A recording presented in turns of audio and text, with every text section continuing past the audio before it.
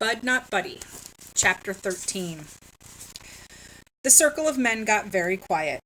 The younger guys looked like they wanted to laugh but were afraid to, and the Jimmy guy and the man who must be my father were looking at me the way grown-ups do when they're getting ready to give you some bad news or when they're trying to decide which hand they're going to smack you upside the head with. Finally, Jimmy snapped his fingers and said, "Hold on now. Is your name Bud?" He knew my name. I said, "Yes, sir." Jimmy said, "Herman, don't you see? This has something to do with that crazy telegram you got this morning." He looked back at me. "And you said you're from Flint, Bud?" "Yes, sir. That's right. That's right where I'm from." Herman E. Calloway said, "What in Sam Hill is going on here? First off, don't you be coming in here accusing folks of being your father. And second off, where is your mother?" Shucks. He said it like he didn't already know. I said, "She's dead, sir. She died 4 years ago."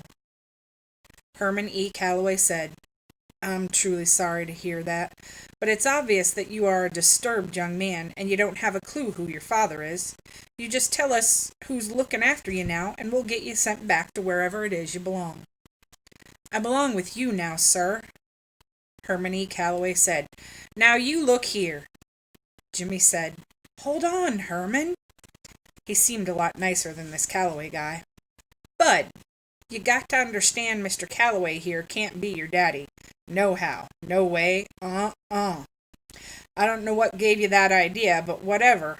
We've got to get you back home. Someone in Flint's got to be worried sick about you."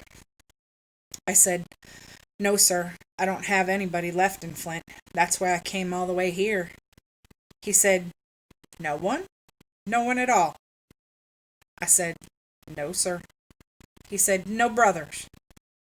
"No, sir." "No sisters?" "No, sir." "What about an auntie?"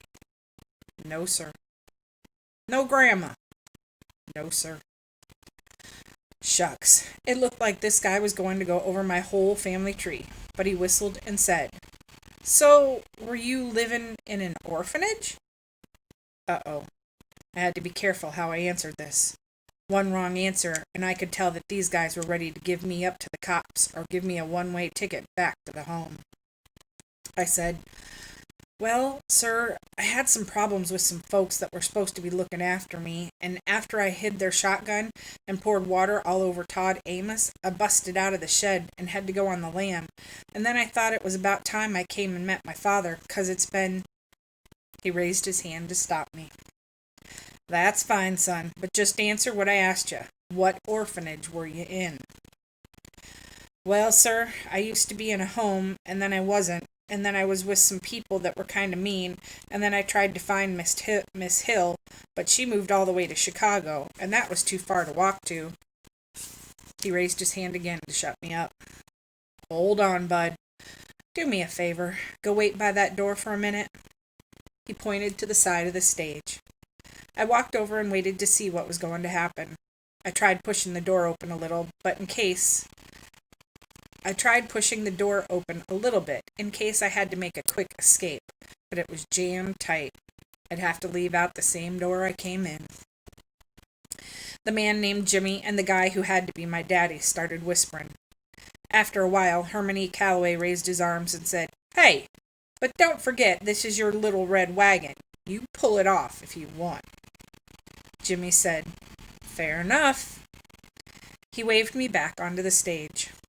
"Bud," he said, "you look like you might be a little hungry, so I'll tell you what we're going to do. We're all done rehearsing, and we're about to head over to the Sweet Pea. You're invited to come along under one condition." "What, sir?" "Once you get something in your belly, you've got to be straight with me. You've got some explaining to do. We'll feed you, but you've got to tell us the truth. Do we have a deal?" He stuck his hand out for me to shake, but I wanted to know what I was getting myself into. "What's the Sweet Pea, sir?" "Best restaurant in Grand Rapids. Is it a deal?" I don't know how grown-ups can tell I'm always so doggone hungry, but I sure wasn't going to turn down getting my very first real restaurant food. I grabbed his hand and made sure I gave it a hard squeeze like Mama told me to, and said, "Yes, sir. Thank you, sir." He smiled. "No problem." Herman E. Calloway said, "Well, James, like I said, if he's going to be doing some explaining, it's got to be to you. I don't need to listen to this scamp's nonsense whilst I'm trying to digest my supper." He stuck a pipe that wasn't lit into his mouth and walked off the stage. Shucks, if my father had to be so doggone old, I was starting to wish that Lefty Lewis, or this Jimmy guy, were him. Herman E. Calloway seemed like he was going to be hard to get along with. The horn player said, "Little man, my name is Jimmy Wesley. You can call me Mr. Jimmy." "Yes, sir." He pointed at the younger men. "The drummer there's Doug, the thug, tenant. The sax man is Harrison Eddie Steady Patrick." The saxophone player said, "Oh, man, it's not Eddie Steady, it's Steady Eddie. Steady Eddie Patrick." Mr. Jimmy said, And on trombone we have Chuck Doodoo Bug Cross. And the palest member of the band on piano is Roy Dirty Deed Breed." He shook his head again and said, Lord knows why these young musicians can't just leave the perfectly good names their mamas gave them alone. But for some reason, they can't. Anyway, fellas, this here's Bud. What was your last name, Bud?" "Caldwell, sir." "This here's Bud Caldwell. He's going to be our guest over at the Sweet Pea for dinner.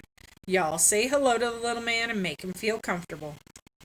The thug said, "What's the word, Bud?" Dirty Deed said, "How you doing?" Doodoo Bug said, "Welcome, little stuff." Steady Eddie said, "Good to meet you, my man." I said, "Pleased to meet you."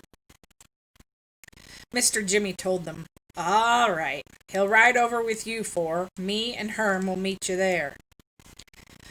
The sax man, Steady Eddie, said, "All right, Mr. Jimmy, we'll finish loading up." The Jimmy guy went out on the front door. The sax man told me, "Come on, little man. If Mr. Jimmy's going to spring for your supper, the least you can do is help load the car. Grab that case over there and put it in the trunk of the Buick out back." He pointed to a long, skinny black suitcase that had a leather handle on the top of it and said, "And be careful, that's my bread and butter in there." I must have looked confused because he told me, "That's my horn, my axe, my saxophone, the thing I make all my money with, so don't get butterfingers and drop it." I said, "Oh, yes, sir." The trombone man, Doodoo-Bug, said, "One thing you're going to have to drop, though, is all that sir stuff. The only two folks around here old enough for you to be calling him sir are Mr. Jimmy and," he winked, "your long-lost dear old daddy." The whole band busted a gut laughing. The thug guy said, "I'm going to let you in on a little secret, my man. I think the only reason Mr. C is denying he's your daddy is 'cause you went and hurt his feelings." "How? I didn't do nothing to him." "There it is. That's just what I mean. Here you two are getting together for the first time, and you didn't show the man no love." He looked over at Doodoo-Bug. "Bug, did you see any love being passed from this boy to his daddy?" Doodoo-Bug said, "You leave me out of your nonsense." The thug kept going. "Shoot, man, seems to me like you should give the man his props. Seems to me like you should have given the man a whole lot more attention. You see, I know Mr. C better than most folks do. I know that beneath that cold-hearted, evil, wicked, nasty, mean—" Doodoo-Bug said, "Don't forget Cheap. Cheap's got to be in there somewhere." The thug said, "You know Cheap's right up high on the list, but as I was saying, beneath all that festering nastiness is a tender, kind, loving human being. Why, I bet you dollars to donuts that he's outside right now sitting in that Packard sobbing openly about how you shunned him. When you get to the Sweet Pea, rush right up on him, give him a big hug, yell out, 'Daddy!' then plant a big juicy kiss right on top of his shiny, bald head. Shoot, you do that and you'll be in his will so quick your head'll spin." I put this thug guy on my list of people not to pay any mind to. Herman E. Calloway seemed like the kind of person that would rather get bit on the behind by a snaggle-toothed mule than to have somebody give him a kiss. Steady Eddie said, "Let's not get the little man killed before he's had a chance to eat, Thug. Son, I hope you got sense enough to let what he's telling you go in one ear and find the nearest exit. You just steer clear of Mr. C for a while. He's not someone you want to toy with, and for God's sakes, whatever you do, don't call him Daddy or Papa or anything that's going to give anyone the idea you two are kin. Ya hear?" These guys really thought I was dumb. I said, "Yes, sir." But isn't it just like my luck to come clean across the state to find my daddy, and he turns out to be a mean old coot? I slapped my hand over my mouth. I knew better than saying something like this out loud, but it just fell out of my mouth before I could swallow it down. This was Bud Caldwell's Rules and Things to Have a Funner Life and Make a Better Liar Out of Yourself, rule number 63. Rules and Things number 63. Never, ever say something bad about someone you don't know, especially when you're around a bunch of strangers. You never can tell who might be kin to that person, or who might be a lip-flapping, big-mouth spy. Sure enough, the drummer, the thug guy, started acting like he was writing stuff down on a piece of pretend paper. He said, "Let's see, was that mean old coot or old mean coot? Shoot, baby, if I drop some info like this on Mr. C, I might be able to stay in this band longer than the last 3 drummers did. You see, kid, you ain't the only one trying to get on Mr. C's good side. This is the best drumming gig in the state, and I need to hang on to it as long as I can." I wasn't sure if this drummer guy really was a dirty dog, or if he was just a big teaser. Whichever way, I'd have to work real hard on remembering rule and thing number 68. Or was it 63? Anyway. Steady Eddie said, "Thug, you're going to have to lay off the kid's chops. The little man's got problems enough, and he sure don't need to have you meddling with him. Let's get the car loaded, me and... What's your name again, kid?" "Bud. Not Buddy. Sir, just Bud, not Buddy." "Right, me and Bud, not Buddy, are too dang hungry to hear any more of your lip." Of all the dusky devastators of the Depression, or Nubian Nights, Steady Eddie is my favorite. We loaded a bunch of funny-shaped black suitcases into the trunk of a big old black Buick, then climbed in. I got in the back seat and sat between Dirty Deed and Steady Eddie, with my suitcase on my lap. Doodybug got behind the steering wheel, and the thug got in beside him. The thug said, "So, Bud, not Buddy, I'ma come right out and ask what's on everyone else's mind. How'd you find out Mr. C was your daddy?" "My mother let me know." Thug said, Ain't trying to be funny, and I'd never play the dozens on no one. But let me ask you, was your mama, how can I put this? Was your mama as old as sand when she had you?" Steady Eddie said, "Man, leave the kid alone. You got no call to go prying into his life." I never minded talking about my mama, so I told the thug, "Yes, sir, she was pretty old when I was born." Thug said, "Shoot, I knew she had to be either old or crazy to have anything to do with that man. How old was she? 80? And was she blind?" I said, "No, sir, she was old, but her eyes didn't go bad yet. She was 20 when I was born, and she was 26 when she died." That news always kills any conversation you're having with grown-up folks. The dusky devastators got as quiet as some mice with bedroom slippers on.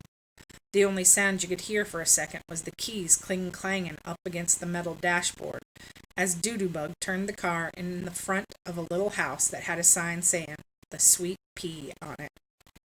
The thug said, "Things is hard all over, ain't they?" Steady Eddie said, "You're all right, little man. You're a tough little nut. I like that. Most folks your age would be bawling their eyes out if they got teased as hard as that fool drummer was teasing you. But you ain't even close to crying, are you?" I said, "No, sir. I don't know why, but my eyes don't cry no more." Steady Eddie said, "I like that. My eyes don't cry no more. You mind if I borrow that? That sounds like a great name for a song." I said, "No, sir. I don't mind at all." He reached over and rubbed his hand over my head and said, "Yep, you're all right, little fella, and don't you worry none too much about the thug. Mr. C changes drummers the way most folks change their drawers. What you see in that front seat is a man on borrowed time." Thug said, "Aw, man, what did you hear?" Doodoo cut the car off and said, "All right, gentlemen, that's enough. Let's go sniff out our craws."